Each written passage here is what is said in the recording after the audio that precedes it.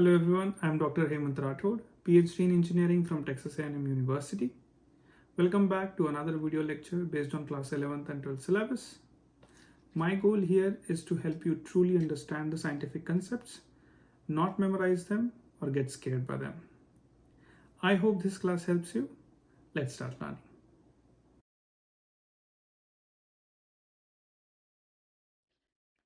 Okay let's start. So आज हम start करेंगे सीक्वेंस एंड सीरीज। सो ये एग्ज़ाम पर्सपेक्टिव से बहुत इम्पोर्टेंट चैप्टर ना हो, बट मैथमेटिक्स पर्सपेक्टिव से दिस इज़ इम्पोर्टेंट, क्योंकि कोई भी डेटा है उसमें कोई पैटर्न है, राइट? अगर पूरे डेटा का हमें समेशन करना है तो वो कैसे कर सकते हैं? तो वो उस डेटा का कोई पर्टिकुलर पैटर्न होगा, उस पैटर्न को अगर हम लोग समझ सकते हैं और उस पैटर्न का कोई समेशन का फॉर्मूला हम लोग डिराइव कर सकते हैं तो वो हमें आसान हो जाएगा। सो अलग अलग टाइप के पैटर्न्स होते हैं, राइट? सो वही हमें इस चैप्टर में सीखना है। सो हम लोग स्टार्ट करेंगे, ठीक है? नाउ अभी व्हाट इज सीक्वेंस? क्या लगता है सीक्वेंस क्या होगा?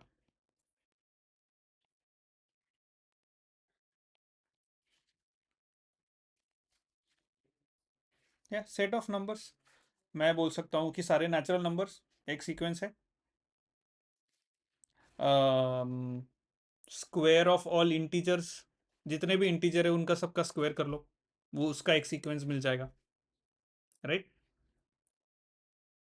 सो जैसे 1, 4, 9, 16, 25, सो ऑन, ये चल रहा है ना? ये नंबर का स्क्वायर हो गया, like 1 square, 2 square, 3 square, 4 square, 5 square, ये एक सीक्वेंस हो गया, राइट?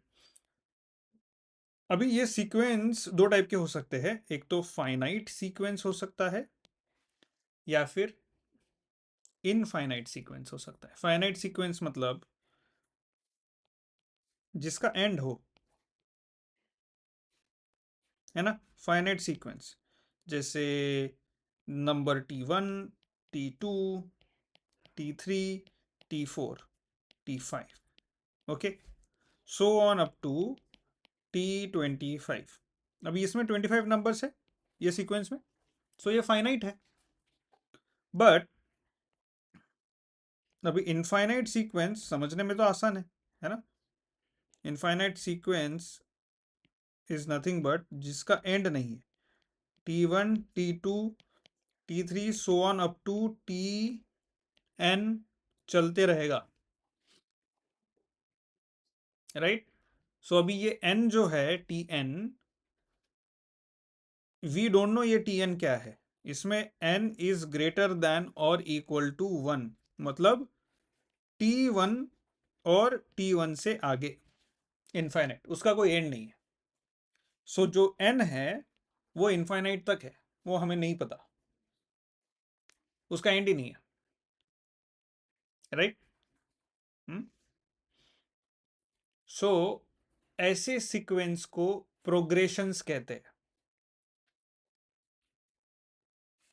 ऐसा जो सीक्वेंस है जो बढ़ते ही जाएगा, प्रोग्रेशंस, ओके?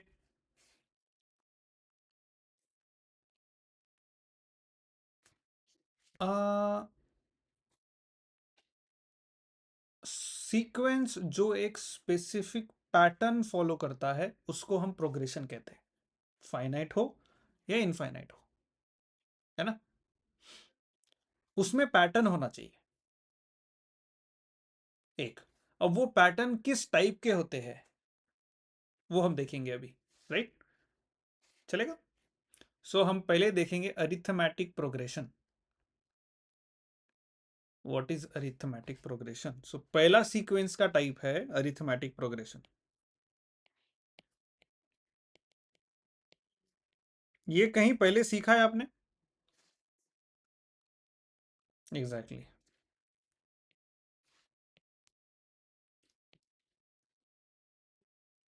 प्रोग्रेशन और एपी, ठीक है।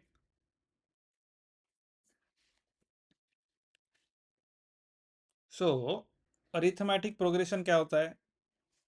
ऐसा सीक्वेंस जिसमें एडजेसेंट डिजिट का जो डिफरेंस हो वो कांस्टेंट हो। कैसे?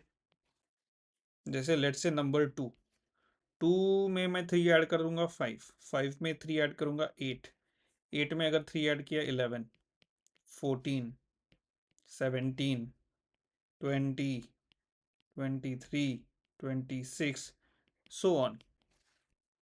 इसमें पैटर्न है।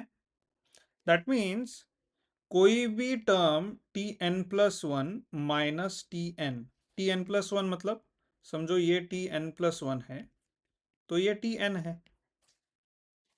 ये क्या है? Term number 1, 2, 3, 4, 5, 6, 7, 8। सो ये हो गया T7 और ये T7 plus one, that means T8। So T8 minus T7 अगर करेंगे तो कितना मिलेगा हमें? 3। T9 माइनस T8 अगर करेंगे हम लोग तो कितना मिलेगा? 3 ही मिलेगा। सो दैट मीन्स वो डिफरेंस कांस्टेंट है। यस और नो? सो उस वैसे सीक्वेंस को अरिथमेटिक प्रोग्रेशन कहते हैं। ओके, जहां पे जो डिफरेंस है term number T N plus one minus term T N का डिफरेंस होगा एक कांस्टेंट डी। पूरे सीक्वेंस में एन की वैल्यू कुछ भी ले लो, मतलब N T N minus T N plus one minus T N क्या क्या बताता है? दो एडजेसेंट नंबर है ना? अगर टी एन अगर एन 7 लेता हूं, to T N plus one हो जाएगा 8, है ना? सो एडजेसेंट नंबर हो गए। सो दो एडजेसेंट नंबर के बीच का जो डिफरेंस है वो कांस्टेंट होना चाहिए, राइट? ओके, दैट मीन्स अगर कोई टर्म है इस फैशन में, उसका पहला डिजिट है ए, सो दूसरा हो जाएगा ए प्लस डी, ये कांस्टेंट डी। दूसरा हो जाएगा ए प्लस 2 टाइम्स डी, फिर A plus 3 times D, A plus 4 times D, and so on, A plus N times D. तो इसमें और इसमें कितना फर्क है? डी का। इसमें और इसमें कितना है? डी का। इसमें और इसमें डी का ही है। कांस्टेंट है डी, चलते रहेगा, है ना? ओके, सो इससे हमें पता है कि जो टर्म नंबर 1 है हमारी, वो क्या है? ए। टर्म नंबर 2 है वो ए प्लस 2 माइनस 1 टाइम्स डी लिख सकता हूं मैं। ये है A plus 3 minus 1 times D, ये वाली टर्म, तीसरी टर्म 3। अब टर्म 4 जो है उसको मैं ऐसे लिखता हूं ए प्लस 4 माइनस 1 टाइम्स डी, है ना? ये देखो T4 और ये 4, T3 और ये 3, T2 और ये 2। यहां पे लिख सकता हूं मैं a plus 1 minus 1 into D, ये वाला 1, 1 माइनस 1 0, तो डी 0 है इसमें, है ना? ऐसे लिख सकता हूं। So on up to T N जो है, मैं टी एन को फाइंड कर सकता हूं N plus A plus N minus 1 times D. So arithmetic progression में nth टर्म या कोई भी आगे की टर्म अगर हमें निकालनी हो तो सिंपल है, A plus N minus one D. A क्या है? T1 फर्स्ट टर्म, यस और नो? सो मैं इसको ऐसे भी लिख सकता हूं T N equal to T1 plus N minus one times D. यह अरिथमेटिक प्रोग्रेशन का बेसिक फॉर्मूला जो हमें कोई भी टर्म कैलकुलेट करवा सकते, हम लोग कैलकुलेट कर सकते हैं। कौन सी भी टर्म मतलब कोई भी nth term, right? T100, T500, T600, what ever, हमें क्या पता होना चाहिए? T1 एंड D पता होना चाहिए कि डिफरेंस कितना है, अरिथमेटिक प्रोग्रेशन कैसा है, मतलब D कैसा है, और स्टार्ट कहां से हो रहा है, राइट? ओके, सो अभी हमें करना है सम ऑफ the entire sequence, उसको हम कहेंगे Sn.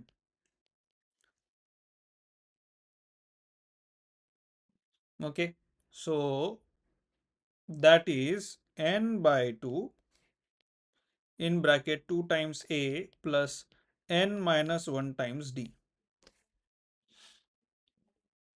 Okay, so this is sum of all the terms. Okay, ठीक है.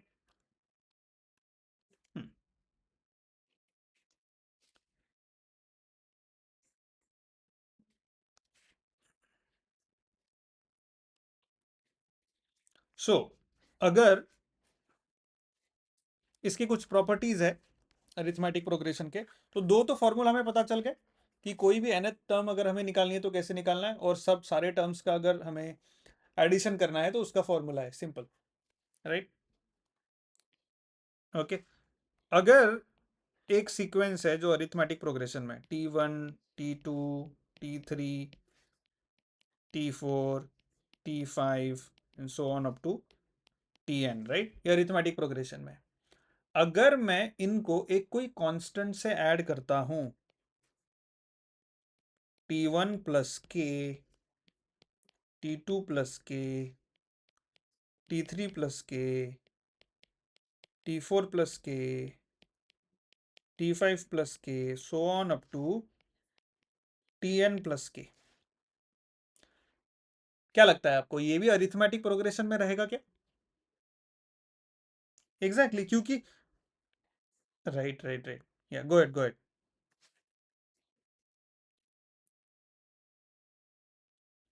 सो रहेगा अरिथमेटिक प्रोग्रेशन में, बिकॉज सारे डिजिट्स को हम एक कांस्टेंट से ही ऐड कर रहे हैं, राइट. और जैसे दोनों को सब्सट्रैक्ट करेंगे वो कांस्टेंट भी तो सब्सट्रैक्ट हो ही जाएगा. सो बचेगा क्या, T2 माइनस T1, जो कि पहले था, जिसका डिफरेंस था D, इसका डिफरेंस D, क्योंकि ये अरिथमेटिक प्रोग्रेशन में है ऐसा अज्यूम किया था हमने, राइट. T1 से T2 Tn तक कि ये सारा अरिथमेटिक प्रोग्रेशन में है. ओके, या now another thing, second one is k times T1, k times T2, k times T3, so on up to k times Tn. क्या ये भी अरिथमेटिक प्रोग्रेशन में रहेगा? ये भी रहेगा, क्योंकि अगर जब इसको सब्सट्रैक्ट करेंगे तो दोनों में डिफरेंस उतना ही आएगा ना, है ना. देखो अभी फॉर एग्जांपल हम लोग लेते हैं 2, 5, 8, 11, 14 एंड 17. अभी इसमें हम लोग 2 से मल्टीप्लाई करते हैं, के ले लेते हैं 2 और ये वाला सीरीज बनाते हैं, तो 2, ये 4 हो जाएगा, ये 10 हो जाएगा, ये 16, 21, 28 एंड हाउ मच, 34, राइट. सो इसका d क्या है, इसका d है 3, राइट. इसका d क्या है 6, विच इज 2 इंटू 3, 6, 2 इंटू 3 मतलब k इंटू 3 मतलब k इंटू डी, ये भी है 6, राइट. मतलब कितना, नहीं 22 होना चाहिए, k into D, right.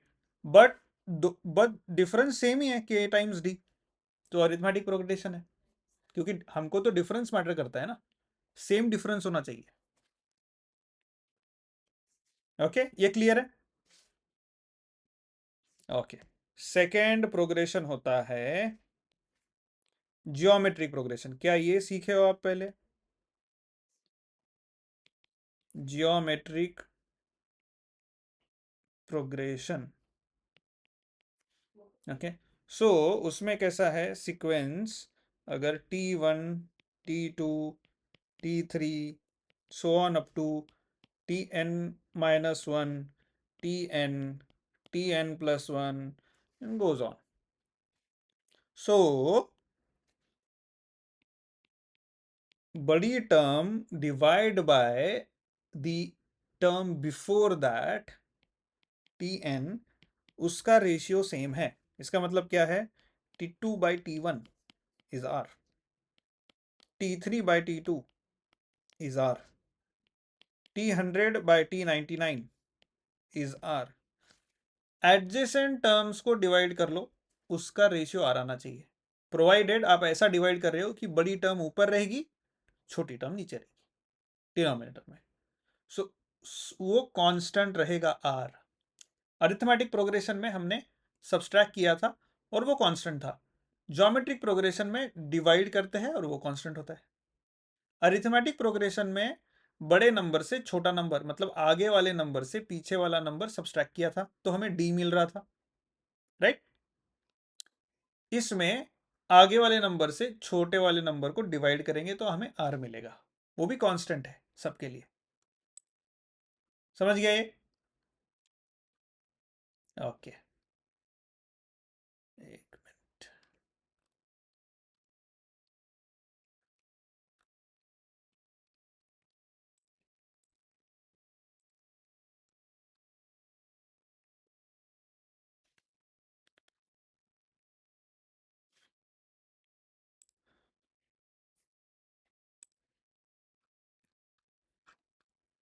Okay, सो इसके एग्जांपल्स क्या है? इसके एग्जांपल्स है 2, 4, 8, 16, 32, so on. That means 4 by 2 is 2, 8 by 4 is 2, 16 by 8 is 2, 32 by 16 is 2, right. So आपका जो r है वो 2 है और आपका पहली टर्म है 2, ओके, विच इज ऑल्सो, जिसको हम ए बी कहते हैं पहली टर्म को, है ना। सो ज्योमेट्रिक प्रोग्रेशन को हम कैसे लिख सकते हैं? तो T1 हो जाएगा अगर a, तो T2 क्या हो जाएगा? r times a। T3 क्या हो जाएगा? r square times a। T4 हो जाएगा r cube times a and so on, right. तो ये मतलब क्या है? T1 हो गया r to the power 1 minus 1 times a, मतलब r टू द पावर 0 मतलब 1, तो r है ही नहीं उसमें। T2 हो गया r to the power 2 minus 1 times a, ऐसे भी लिख सकते हैं। T3 equal to r to the power 3 minus 1 times a and T4 is r to the power 4 minus 1 times a। ये क्लियर है? दैट मीन्स आपका nth टर्म आपको अगर निकालना है तो वो हो गया r to the power n minus 1 times a, which is r to the power n minus 1 times T1, है ना, राइट। अगर कोई भी सीक्वेंस आपको दिया है, उसका आपको r पता चल गया और T1 पता चल गया, तो आप कोई भी टर्म निकाल सकते हो उसकी, राइट। फॉर एग्जाम्पल, अगर मुझे दिया है सीक्वेंस 3 माइनस 6 12 माइनस 24, राइट, तो इसका nth टर्म क्या होगा? पहले तो T1 निकालना पड़ेगा। T1 क्या है? 3। R क्या है इसका? -6/3 या फिर 12/-6 क्या आता है? -2। ओके, सो आपका जो Tn है उसका फॉर्मूला क्या है? R to the power n minus 1 into T1। सो R क्या है? -2, -2 to the power n minus 1 into T1 क्या है आपका? 3। अभी ये nth है। अगर मैं कहूँ आपको मुझे चाहिए 79th टर्म, तो क्या होगा? -2 to the power 79 minus 1 into 3 equal to -2 to the power 78 into 3। अभी ये 78 जो है ये इवन है या ऑड है? इवन है, तो ये माइनस जो है ब्रैकेट में ये प्लस हो जाएगा, राइट। सो मैं 2 टू द पावर 78 इंटू 3 ऐसे लिख सकता हूँ। सो ये हो गया 79th टर्म, राइट। ओके, और एक क्विकली एग्जांपल ले लेते हैं। 5, 1/5, 1/25 एंड सो ऑन। मुझे निकालना है T50। तो मेरा T1 क्या है? 5, और मेरा R क्या है? T2/T1 करे 1/5, सो 1/5 मिल गया मुझे। सो आपका Tn is R⁻n-1 into T1 equal to what is your R 1/5 to the power n-1 into T1। T1 क्या आपका 5 है, ओके, इक्वल टू, अभी मुझे T50 चाहिए, सो 1/5 to the power 50 minus 1 is 49 into 5। Okay, that's it. इसको मैं ऐसे भी कर सकता हूँ, 1/5 to the power 48 into 1/5 into 5, ये 5 गया, बचा क्या? 1/5 to the power 48 is your T50th term, है ना। स्प्लिट कर दिया ना मैंने इनको, एक निकाल दिया उसमें से। Okay, yes. ना, अगर ये टर्म, ये geometric progression T1, T2, T3, T4 so on up to Tn, अगर ये ज्योमेट्रिक प्रोग्रेशन में है, सो इसी को अगर मैं 1/T1, 1/T2, 1/T3 और 1/T4 कर लूंगा, सो ऑन अप टू 1/Tn, ये भी ज्योमेट्रिक प्रोग्रेशन में रहेगी। फॉर एग्जाम्पल, मेरा अभी जो एग्जाम्पल था, मैंने क्या लिया था? 5, 1, 1/5, 1/25 सो ऑन। अगर मैं इसको इन्वर्ट कर दूं, जैसे ये इसका ऐसा कर दूं, तो ये क्या हो जाएगा? 1/5, 1/1, 1/1/5 इज 5, 25 एंड सो ऑन। सो अगर ये ज्योमेट्रिक प्रोग्रेशन में है, तो ये भी ज्योमेट्रिक प्रोग्रेशन में है। इसका तो हमने चेक कर लिया, इसका कर लेते हैं।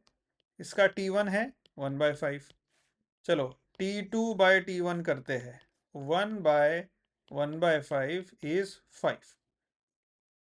T3/T2 करते हैं, 5/1 इज 5।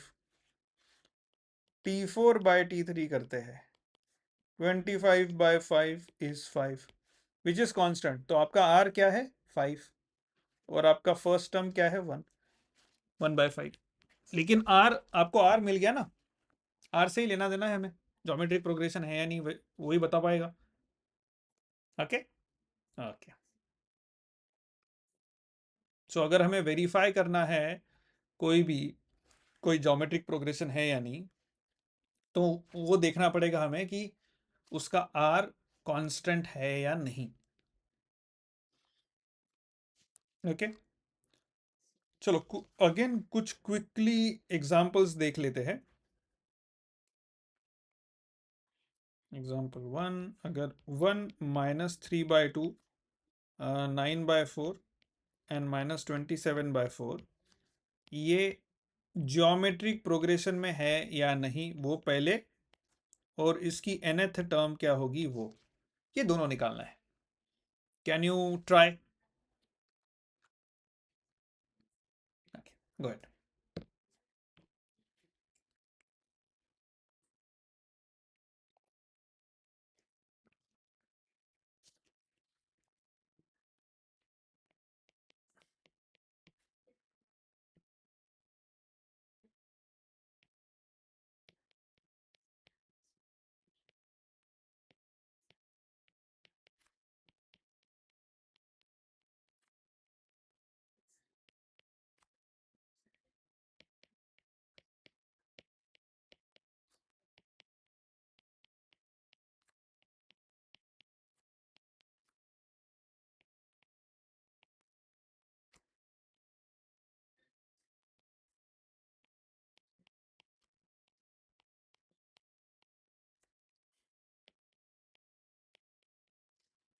हम्म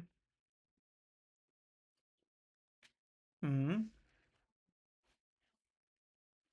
कांस्टेंट क्या है? ओके, आपका आर कांस्टेंट आ रहा है -3/2. So this is in this sequence is a geometric progression. Okay, अभी इसका nth टर्म क्या होगा?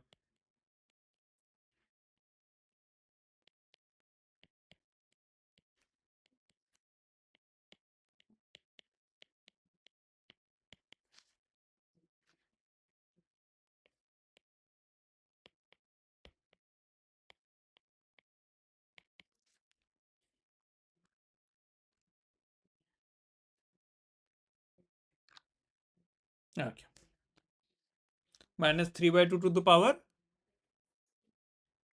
8 कैसे आया? मैंने तो nth टर्म बोला था.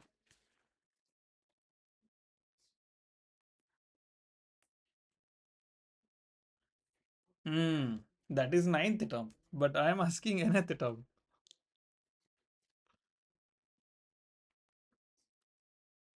n-1 exactly. अभी उसमें n की वैल्यू डालो, जो टर्म निकालना है वो निकाल सकते हो आप. ठीक है. ओके, सो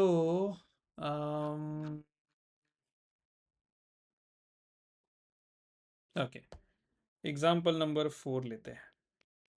अगर एक एक ज्योमेट्रिक प्रोग्रेशन में उसकी थर्ड टर्म है 1/5 एंड उसका सिक्स्थ टर्म है 1/625, तो उसका nth टर्म क्या होगा?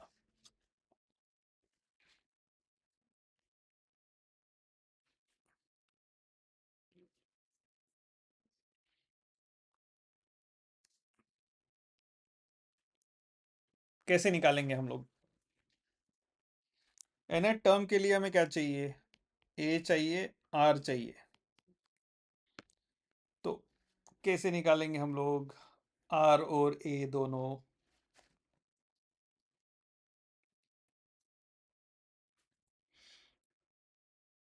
अच्छा, ज्योमेट्रिक प्रोग्रेशन का जनरल सीक्वेंस कैसा होता है?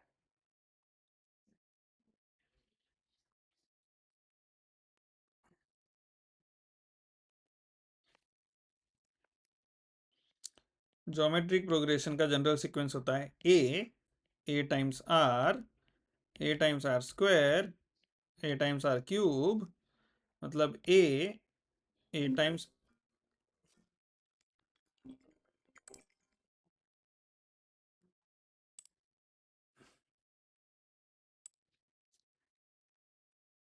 a r to the power 2 minus 1, a r to the power 3 minus 1, a r to the power 4 minus 1.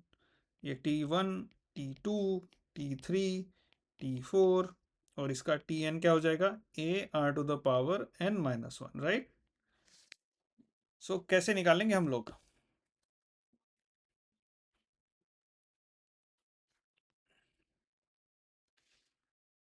Hmm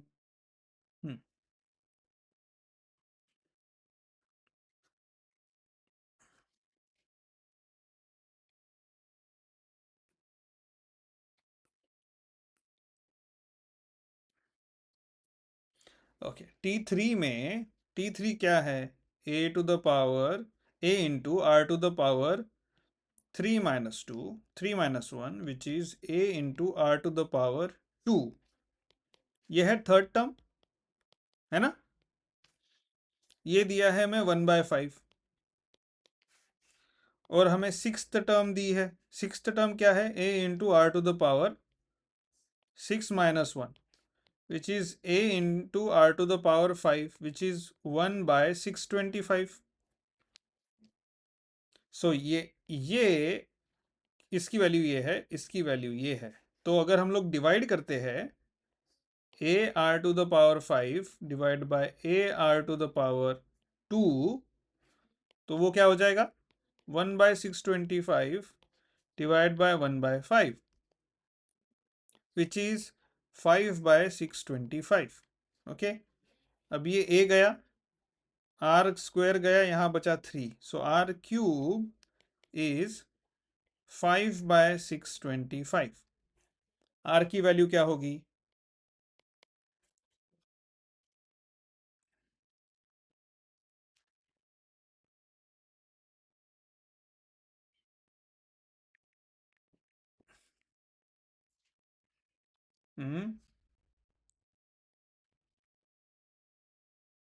are की वैल्यू 1/5।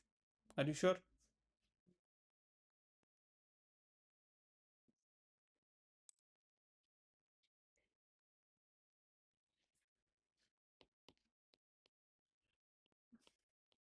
वन 125।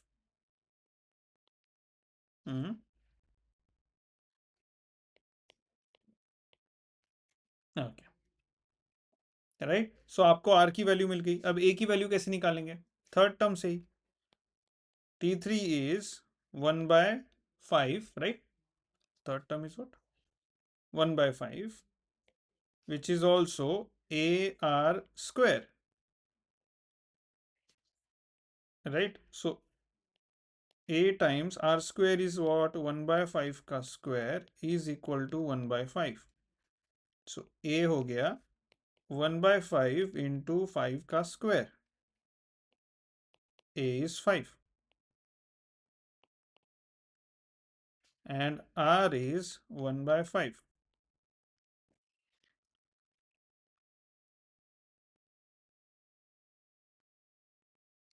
ठीक है। सो nth टर्म क्या हो गया आपका? A into R to the power n minus 1, which is A is 5, R is 1/5 to the power n minus 1.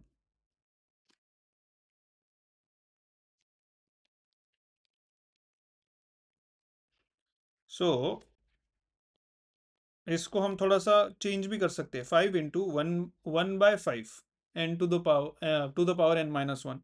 इसको मैं 1 to the power n-1, 1 to the power कुछ भी किया तो वो 1 ही रहेगा, divide by 5 to the power n-1। इसको 5 into 5 to the power n-1 को अगर मुझे ऊपर लाना है तो वो हो जाएगा 5 to the power 1 - n। सारा माइनस हो जाएगा नीचे का जो पावर है, -n+1 विच इज +1 - n, राइट। सो इसमें एक और ऐड होगा which will be 5 to the power 1 + 1 - n, which is 5 to the power 2 - n, which is your nth term. Okay,